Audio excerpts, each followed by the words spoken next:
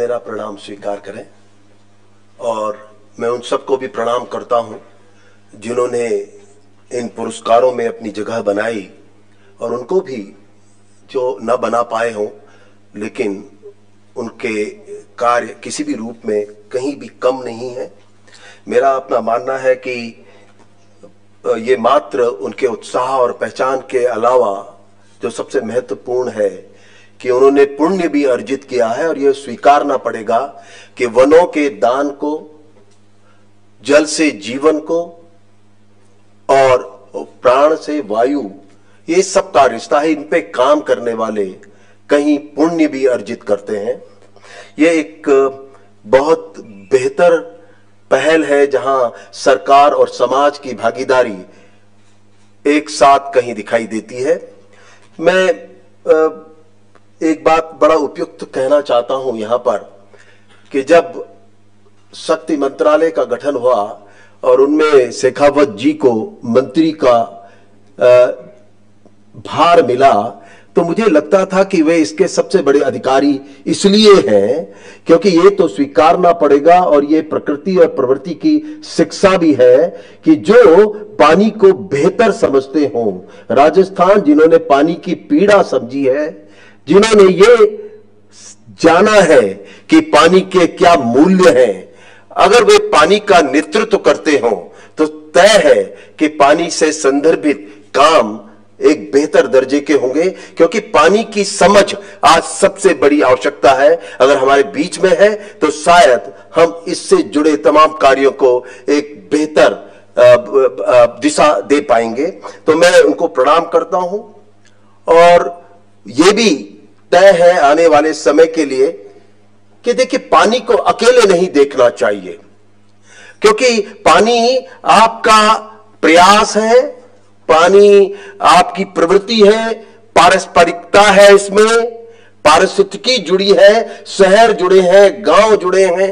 पानी को जितना अकेला छोड़ोगे पानी उतना ही कठिन हमारे बीच से होता जाएगा। जब तक समग्रता पानी के संदर्भ में नहीं होगी शायद हम बहुत बेहतर परिणामों में नहीं जा पाएंगे। और इसके लिए यह तो तय है कि जहां हम पहले वहीं बसते थे जहां पानी होता था और आज जहां हम बसते हैं वहां पानी ले जाते हैं क्योंकि अब दो सभ्यताएं हैं, एक नलों की सभ्यता है और एक धारों की, तालाबों की, कुओं की एक वो सभ्यता है। हम दोनों सभ्यताओं के बीच में एक बेहतर रास्ते की तैयारी शायद हमें करनी ही होगी क्योंकि हमारे पास कोई विकल्प नहीं है। दुर्भाग्य यह है कि जो नई सभ्यता है उसे पानी की समझ नहीं है और वो उस शिक्षा में भी परिलक्षित नहीं होता जो हम बांटते और परोसते हैं आज। वो इसलिए कि मैं एक बहुत नामी स्कूल के बच्चों को जब बात कर रहा था तो मैंने उनसे पूछा, हवा नहीं होगी, मिट्टी नहीं होगा,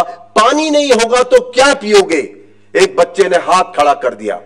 मैं बड़ा आश्चर्य हुआ कि बच्चा आखिर कहना क्या चाहता है। मैंने कहा पानी नहीं होगे तो क्या पियोगे? उसने कहा जूस पिएंगे।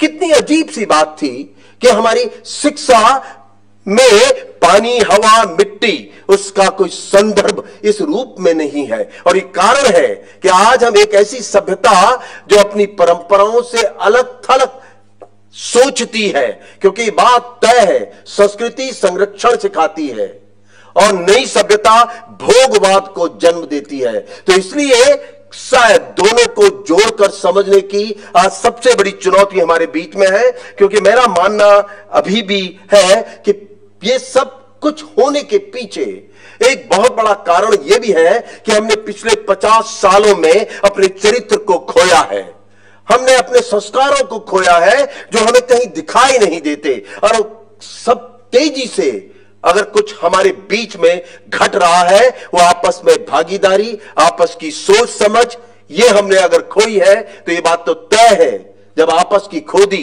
तो पारिस्थितिकी तंत्र के प्रति हम कितने गंभीर होंगे इसकी बारे में सोचा जा सकता है। तो ऐसा समय है आज और सबसे बड़ा शायद चुनौती मेरी दृष्टि में तो यही है कि हम सबको जोड़कर एक साथ कैसे चल सकते हैं। संस्कृति जो सब कुछ सिखाती है और सभ्यता जो हमारी ललक है, इन दोनों में हमें सामंजस्य बैठाने का आज सबसे बड़ी चुनौती है मेरी दृष्टि में। और पानी उसमें एक है, प्रकृति और प्रभु में कोई अंतर नहीं है, यह समझाने की भी आज सबसे बड़ी आवश्यकता है। और यही कारण है कि कल माननीय मंत्री जी ने भी कहा कि परिवार जो संस्कार की नींव रखते हैं, अगर उनकी समझ प्रकृति के प्रति बेहतर होगी तो शायद आने वाली पीढ़ी को हम बेहतर बना पाएंगे।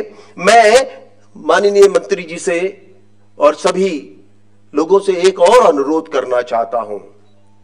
परंपराएं सबसे मजबूत हैं और प्रकृति के उत्पादों का सबसे बेहतर रास्ता अगर कहीं से हो सकता है, जल जुटाना हो, आपको मिट्टी बेहतर करनी हो, वनों का संरक्षण करना हो, तो प्रकृति के ही रास्ते हैं। क्योंकि अभी तक हमने सारे विज्ञान पढ़ डाले होंगे, चंद्रमा में और मंगल की भी सैर करने के लिए उतारू और उतावले होंगे, लेकिन अभी तक हम प्रकृति के विज्ञान को बेहतर तरीके से नहीं समझ पाए, जिसकी आज सबसे बड़ी आवश्यकता है। अगर उस रास्ते हम चलें तो शायद हम कोई दिशा अपनी तैयार कर पाएंगे। इसलिए कहीं अपनी परंपराओं को समझते हुए और तमाम हमारे जो विज्ञान के शोध संस्थान हैं, हमें उनको भी मौका देना चाहिए पुण्य कमाने का, क्योंकि उन्होंने अपनी सोच समझ से जो भी विज्ञान की दिशा तय की है, उनको परंपराओं के साथ जोड़कर अगर हम जल शक्ति को जन शक्ति में भी बदलने की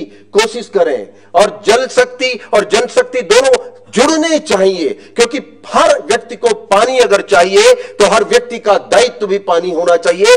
जल दायित्व के प्रति हमें गंभीर होना होगा। सबके ये इकोलॉजिकल रिस्पॉन्सिबिलिटी है, हमारा पारिस्थितिकी दायित्व है। अगर हम भोगते हैं, हम लेंगे तो हमें देना भी चाहिए, और वो शायद हमारे चरित्र में अब खोता चला जा रहा है, जिसकी एक बड़ी आवश्यकता है। मैं यहां पर अपनी बात को अंतिम रूप देते हुए यह कहना चाहता हूं कि विकास कोई शब्द हमारे शास्त्रों का नहीं था। Development was nowhere any word. हमारी वो शब्द था जो कल भी प्रयोग किया था मंत्री जी ने, समृद्धि, प्रॉस्पेरिटी। और डेवलपमेंट बड़ा सूखा सा, अकेला सा चलने वाली कोई चीज लगती है। जब हम समृद्धि बोलते हैं, प्रॉस्पेरिटी बोलते हैं, तो शायद उसमें सब कुछ जुड़कर दिखाई देता है। तो शायद हमें नए तरीके से परिभाषित होना चाहिए कि हम अपनी कौन सी दिशा तैयार करना चाहते हैं। प्रॉस्पेरिटी एक सही और बेहतर शब्द है, और अगर जल के संदर्भ में होगा तो निश्चित रूप से है हम सब चीजों को जोड़कर जल के साथ, जल के आयामों को, जल को पैदा करने को, जल को जोड़ने को, हम एक प्रॉस्पेरिटी की तरफ के रास्ते, अगर समृद्धि की रास्ते बनाएंगे तो हमें ज्यादा बेहतर परिणाम मिलेंगे। और मेरा अब भी मानना है कि इस देश में एक और विकास का सूचक होना चाहिए। जीडीपी, इकोनॉमिक ग्रोथ मेजर अच्छा है, पर पश्चिमी देन है, और हम उस देश के हैं जहां हवा, मिट्टी, जंगल, पानी को पूजा जाता है। एक और ग्रोथ मेजर होना चाहिए, ग्रॉस एनवायरनमेंट प्रोडक्ट। बताएं कितना पानी इस वर्ष जोड़ा, बताएं कितने जंगल जोड़े, क्वालिटी क्वांटिटी, बताएं कितनी मिट्टी बेहतर की, और कितनी हवा को हम बेहतर कर पाए। इन सब को मिलाकर जीडीपी के साथ, इकोनॉमिक ग्रोथ मेजर के साथ एक इकोलॉजिकल इंडिकेटर हो, ताकि हम माने जीडीपी हमारे पल्ले पड़ी हो ना पड़ी हो, लेकिन हवा, मिट्टी, पानी के बिना जीवन संभव नहीं है। इसलिए आज जरूरी है कि हम एक और, खास तौर से ये देश इसमें अग्रणी दुनिया में इसलिए हो सकता है, हम ही पूजते हैं प्रभु को और प्रकृति उसी के उत्पाद है। हम ऐसा सूचक देंगे तो शायद हम देश में एक नया बड़ा आयाम खड़ा कर पाएंगे। मैं अंत में यह कहना चाहता हूं मित्रों, हम जिस देश में रहते हैं, हमारी संस्कृति है, पितृपक्ष आते हैं, और पितृपक्षों में हम पूर्वजों को याद करते हैं। हम कहते हैं हे पूर्वज, और पूर्वजों को यह माना जाता है कि उनके बच्चे, उनके पोते नाती जब पितृपक्ष में पूजा करते हैं, पितरों को याद करते हैं, तो पितृ मोक्ष प्राप्त करते हैं। आपको क्या लगता है, हमारी आने वाली पीढ़ी हमें तर्पण देगी? कहां जल होगा? वो पूछेंगे कैसे पितृ थे जिन्होंने समय पर नहीं, सही निर्णय नहीं लिए, और हमारे हिस्से की हवा, मिट्टी, पानी सब एक एक करके समाप्त कर दिया। अपना तर्पण बचाइए और अपने अगला जन्म अगर बेहतर करना है और मोक्ष के रास्ते तैयार करने हैं तो हमें फिर एक बार प्रकृति और प्रभु के रास्ते से ही हमें शायद ये प्राप्त होगा। मैं आप सबको प्रणाम करता हूं और बहुत धन्यवाद देता हूं कि आपने मुझे सम्मान दिया यहां पे बुला के, और उन सबको भी मैं एक बार फिर प्रणाम करता हूं कि जो आज सम्मानित हुए वे सब प्रणाम के योग्य हैं। धन्यवाद।